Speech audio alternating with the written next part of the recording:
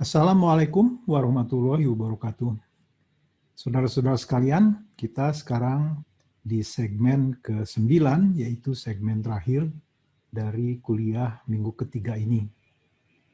Sekarang kita akan membicarakan dua hal yang penting, yaitu mengenai permeabilitas absolut dan permeabilitas relatif gas dan air pada reservoir CBM.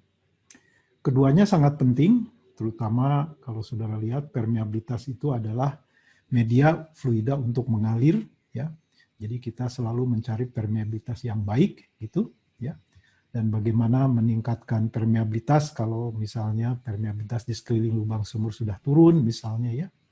Kemudian bagaimana kita mengukur permeabilitas tersebut, mendapatkan permeabilitas tersebut untuk dapat mewakili reservoir yang kita amati. Kemudian dalam hal relative permeability, karena ini adalah aliran multifasa, dua fasa di sini, yaitu gas dan air. Jadi untuk peramalan-peramalan performance produksi, kemudian perhitungan-perhitungan aliran fluida di media berpori, di sini adalah gas dan air, itu sangat-sangat penting. Baiklah saudara-saudara sekalian, kita akan mulai share screen bersama saudara. Oke? Jadi pada segmen ke-9 ini kita akan membicarakan relative permeability dan juga absolute permeability untuk reservoir batu bara atau reservoir CBM.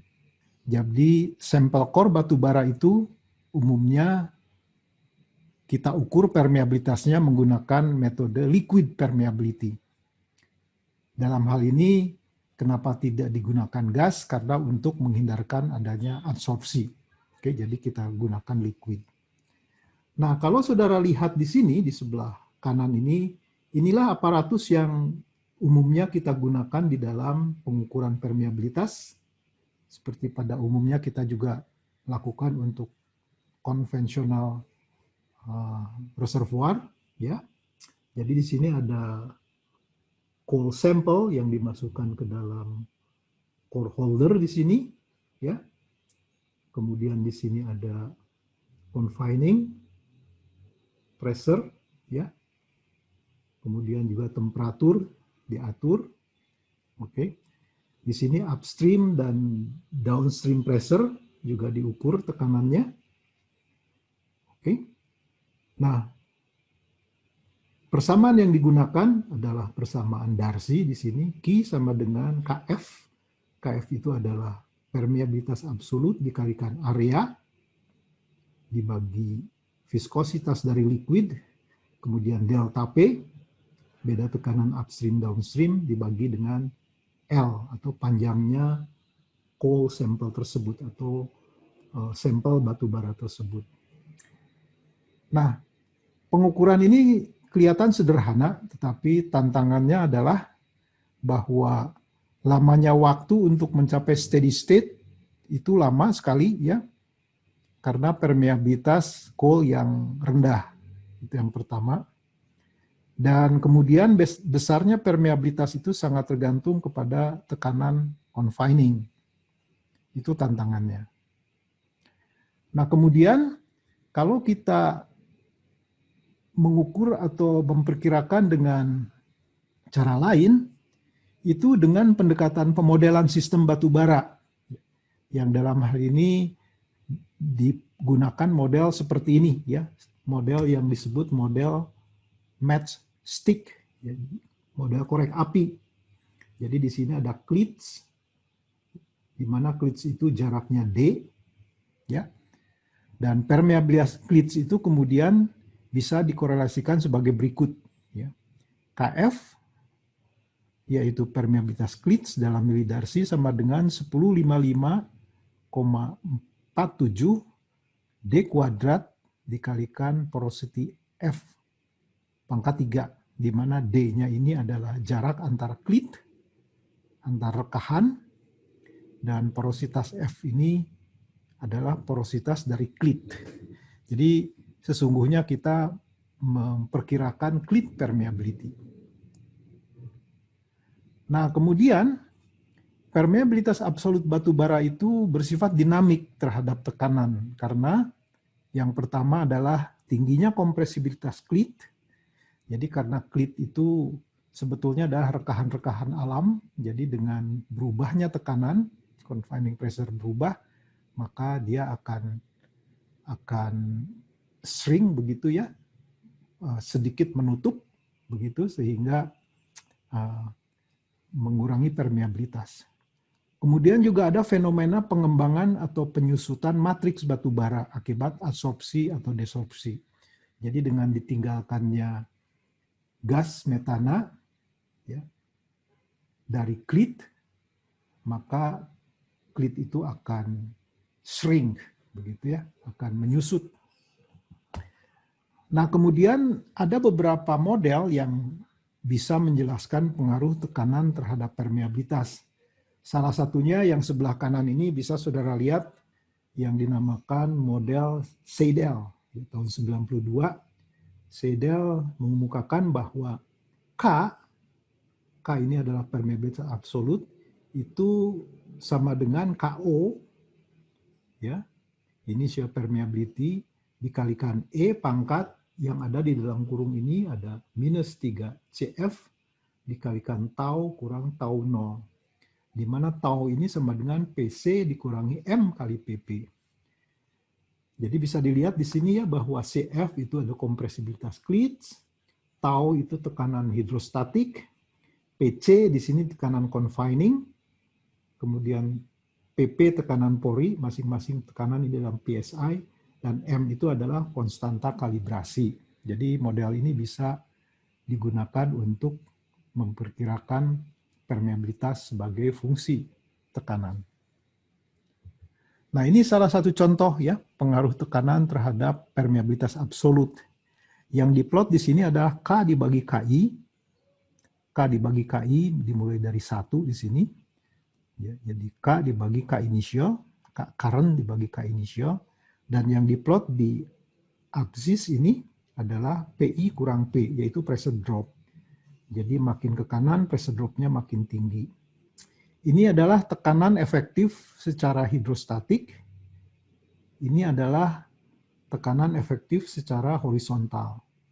Dan yang di tengah ini adalah tekanan efektif rata-rata.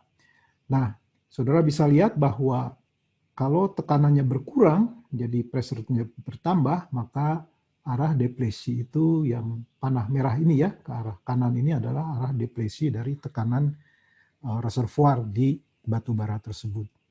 Oke, jadi inilah pengaruh tekanan terhadap permeabilitas absolut. Nah, karena permeabilitas absolut itu sulit dilakukan pada sampel core karena dia friable, kadang-kadang kita perlu melakukan secara in situ, misalnya dengan well testing. Nah, nanti kita akan bicarakan ya di dalam bab berikutnya bagaimana well testing pada reservoir batu bara yang seperti telah disinggung minggu lalu ya bahwa untuk well testing di reservoir batu bara ini ada beberapa macam. Yang sering dilakukan adalah injection fall off. Jadi kita injeksikan fluida ya untuk beberapa lamanya, kemudian kita tutup sumurnya dan ada fall off tekanan. Nah, itulah yang dianalisis.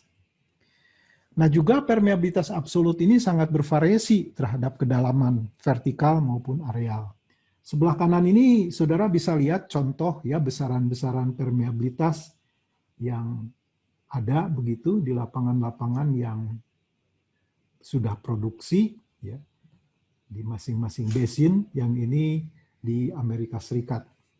Nah, saudara bisa lihat di sini ya yang paling besar itu di San Juan ya. Antara 10 sampai 100 lebih milidarsi begitu. Kemudian di sini adalah Uinta Basin, Warrior, Green River, dan yang lainnya ya, yang ini rendah permeabilitasnya. Dan juga kalau kita lihat ya permeabilitas versus depth itu ada data yang bisa saudara lihat di sini, ya, data kedalaman dari beberapa data yang diambil di sini, dan ini adalah curve fit-nya. Ya. Jadi memang permeabilitas itu menurun terhadap kedalaman untuk reservoir CDM. Nah, sekarang kita akan membicarakan relatif permeability gas dan air. permeability relatif gas dan air ini penting sekali untuk diketahui di dalam meramalkan kelakuan aliran multifasa, karena di sini ada gas dan air pada klits atau rekahan. Oke. Nah, data permeabilitas relatif gas air pada batu bara itu umumnya diperoleh dengan uji core flood pada kondisi yang unsteady state. Dan biasanya dianalisis dengan metode GBN namanya, Johnson, Bosler, Neumann, GBN. Dan dilakukan pada kondisi imbibisi. Nah, prosedurnya sebagai berikut ya. Saudara bisa baca lagi nanti ke paper Johnson, Bosler, Neumann karena ini juga sudah dipelajari ya pada reservoir yang konvensional. Nah, mula-mula nomor 1 itu kita plot kurva GP. GP itu adalah cumulative gas production terhadap WI, ya, cumulative injected water, dan lakukan curve fitting. Maka saudara akan mempunyai bentuk persamaan seperti ini. Ya. GP sama dengan A0, ini konstanta, ya A itu, ditambah A1 ln WI, ditambah A2 ln WI kuadrat. Nah, kemudian kita hitung fractional flow dari gas, Fg. Ya. Fg itu sama dengan ini. A1 ditambah 2A2 ln WI dibagi WI. Setelah itu kita hitung injektivitas relatif air yang ini. IR sama dengan QI dibagi delta P dibagi QI per delta P initial. Ini injektivitas relatif air. Nah, langkah keempat, kita lakukan curve fitting sekarang antara WI dengan IR. Dan bentuklah persamaan ini. WI kali IR sama dengan ini. Oke. Dan setelah itu, ya, kita hitung Fg per KRG. Fractional flow gas dibagi KRG. Fg per KRG sama dengan B1 ditambah 2B2 ln WI dibagi IR. Nah, lalu kita hitung KRG, ya, dan lalu hitung KRW. Ini persamaannya. KRW per KRG sama dengan 1 per Fg kurang 1 mu G dibagi mu W dibagi mu G. Oke. Dan untuk saturasi, maka kita hitung saturasi airnya sebagai berikut. SW sama dengan SWI tambah GP kurang Fg kali WI. Nah, ini adalah gambar ya, gambar contoh ini contoh hasil pengukuran dari Ham and Kansas tahun 2013 ya. Jadi yang biru itu untuk KRW dan yang ini untuk KRG. Nah, itu mengenai relatif permeability gas dan air. Nah, kemudian ya, apabila hanya diperoleh misalnya nilai permeabilitas relatif endpoint dari sampel batu bara, maka kita bisa memperkirakan kurva relatif permeability itu dengan korelasi. Ya, korelasi ini bisa dipakai. Ya, KRG sama dengan KRG at SIW dan selanjutnya. Nah, di sini perhatikan ada SW bintang ya, ada N prime dan lambda. Kemudian KRW di sini adalah SW bintang 2 plus 3 lambda dibagi lambda. Nah, SW bintang itu apa? SW bintang itu adalah ini ya. SW bintang sama dengan SW dikurangi SIW. SIW itu saturasi air irreducible dibagi 1 kurang SIW. Nah, mengenai lambda dan N prime itu adalah koefisien empiris. Oke. Nah, sebelah kanan ini merupakan suatu contoh ya hasil pengukuran dan model relatif permeability sampel batu bara menggunakan persamaan ini tadi yang sebelah kiri. Ya. Ini sampel batu bara dari San Juan. Sumbernya dari Mafor dan Bever dan Robinson tahun 1993. Jadi tidak begitu beda jauh ya hasilnya antara pengukuran dan model. Nah, kemudian ada pengukuran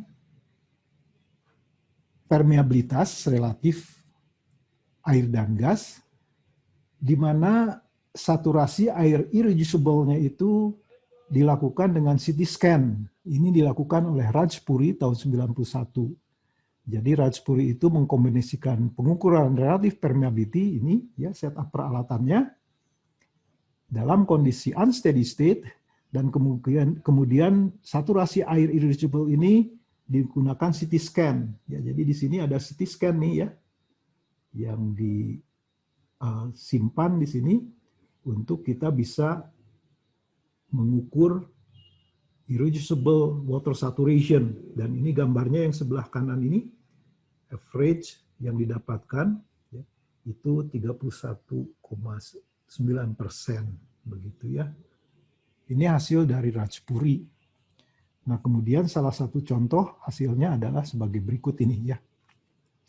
Jadi kelihatan di sini ini adalah gas water relative permeability. Di sini adalah mobile water saturation. Nah, saudara bisa lihat di sini ya bahwa permeabilitas relatif air pada klit ini, oke, itu cenderung mengikuti tren garis lurus ya, sesuai dengan visualisasi kita atau kenyataan, karena ini terjadi di aliran di fracture ya, jadi di rekahan. Biasanya garis lurus seperti ini. Nah, itu beberapa hal yang bisa dikemukakan mengenai permeabilitas absolut dan relatif permeability untuk reservoir batu bara. Ini merupakan referensi lanjutan kalau saudara ingin mendalami lebih lanjut, mulai dari buku teks, terutama kami menggunakan Seidel tahun 2011, Fundamentals of Coal Bed Methane Reservoir Engineering, kemudian Thakur, ya. Dan ini makalah atau jurnal yang digunakan di dalam segmen ini. Baiklah, itu saudara-saudara sekalian, akhir dari mata kuliah yang minggu ketiga ini. Terima kasih atas perhatiannya. Baiklah saudara-saudara sekalian, itu merupakan akhir ya, dari pembicaraan kita mengenai permeabilitas absolut dan permeabilitas relatif, yang nanti kita akan gunakan selanjutnya ya pada pemodelan reservoir, perhitungan-perhitungan untuk meramalkan performance, produksi, dan sebagainya. Jadi kita akan bicarakan topik lebih lanjut sesuai dengan SAP mata kuliah ini pada minggu keempat nanti, dan sampai jumpa lagi. Tetap semangat ya. Assalamualaikum warahmatullahi wabarakatuh.